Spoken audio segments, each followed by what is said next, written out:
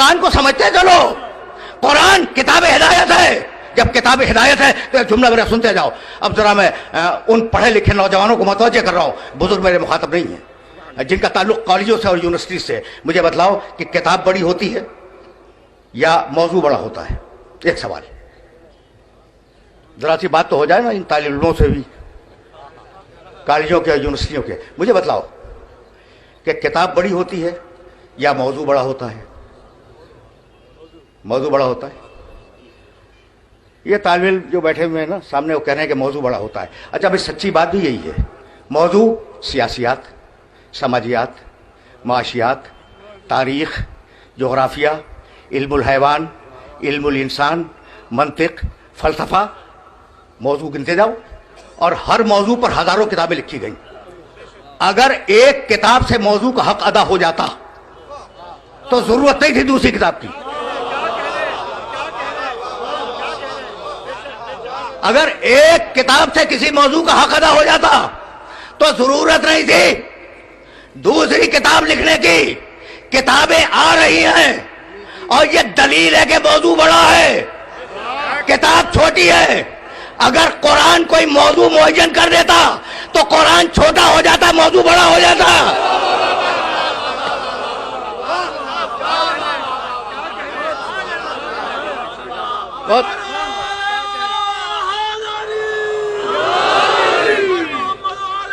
بہت توجہ رہے.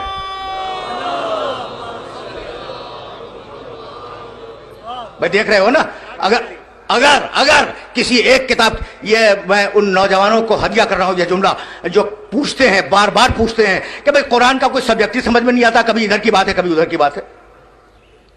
بھائی توجہ رہے, توجہ رہے. کبھی موسیٰ کا تذکرہ ہے, پھر دریا نیل کا تذکرہ آ گیا, پھر درخت کا تذکرہ آ گیا, پھر پہاڑ کا تذکرہ آ گیا. کوئی ربط تو ہے نہیں. تو بھائی آپ کو ستاروں میں ربط نظر آیا؟ درختوں میں ربط نظر آیا؟ بھائی توجہ رہے, توجہ رہے. کائنات میں اللہ کا ایک الگ منصوبہ ہے. بھائی بہت توجہ رکھنا, ایک الگ منصوبہ ہے. جو منصوبہ تکوین میں ہے وہی منصوبہ قرآن میں ہے. بھائی بہت توجہ رکھنا. ابھی درختوں کی قطار چل رہی تھی, پہاڑ آ گیا. ابھی پہاڑ ختم نہیں ہوا تھا کہ دریا شروع ہو گیا.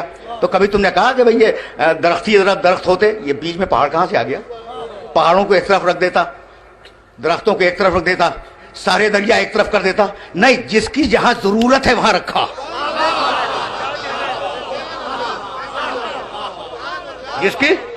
جس کی جہاں ضرورت ہے اسے رکھا. تو بھائی ہر موضوع ہے. اب میں کیسے اپنے سننے والوں کی خدمت پیش کروں؟ لقد صرفنا للناس فی ھذا القرآن من کل مثل.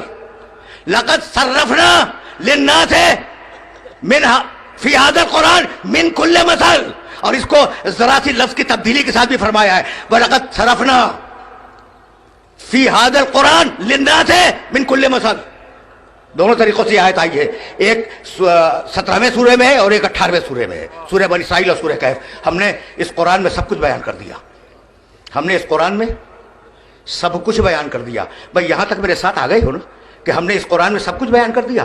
اچھا, تو جب سب کچھ بیان کر دیا تو پھر اس قرآن کی جلالت دیکھو اور پھر صاحب قرآن کو سمجھنے کی کوشش کرو.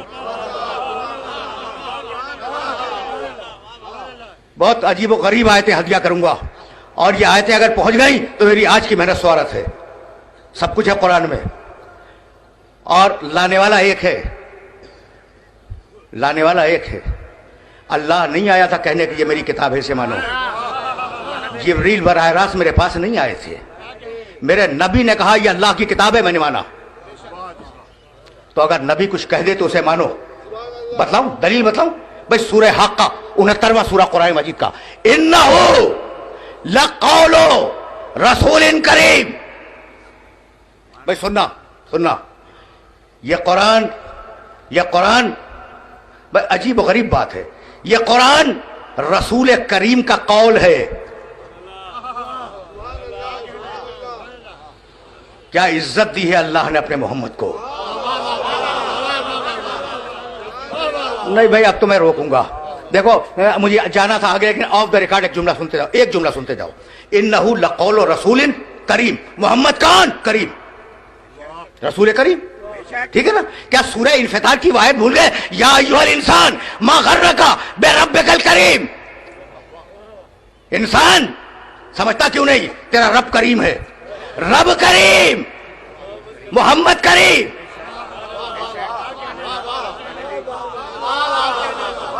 بھائی مقام محمد عربی کو پہچانو. رب کریم، رب کریم، محمد کریم.